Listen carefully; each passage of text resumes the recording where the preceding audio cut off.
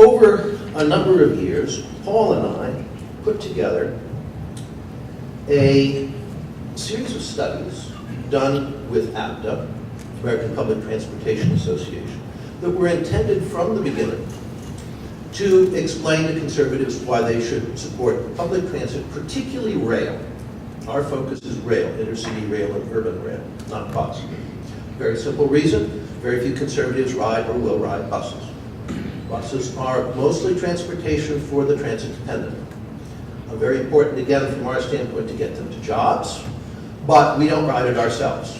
Almost nobody does who has a car and can drive, because riding a bus is just a pretty miserable experience most of the time. Rail is a different story altogether.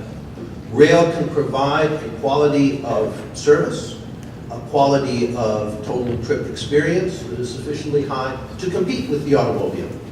If you look at the people who ride Metro, something we do look at in our book, Chicago's excellent commuter rail system, that should probably be a model for what you try to do here, you will find that it is overwhelmingly people whose demographics suggest they are conservatives. They are upper income.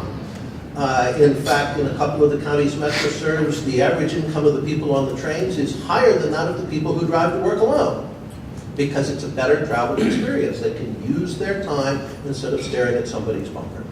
And they're going 60 miles an hour past all those Mercedes stuck in traffic going nowhere.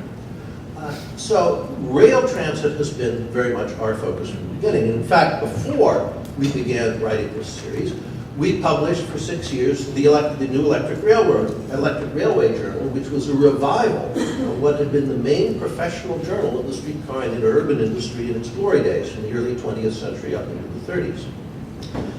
And it was a very successful publication. It was actually making money. And the origin of the study is our board ordered us to shut it down on the grounds that there was no reason conservatives should have any interest in the subject. And we said, aha, we have some educating to do.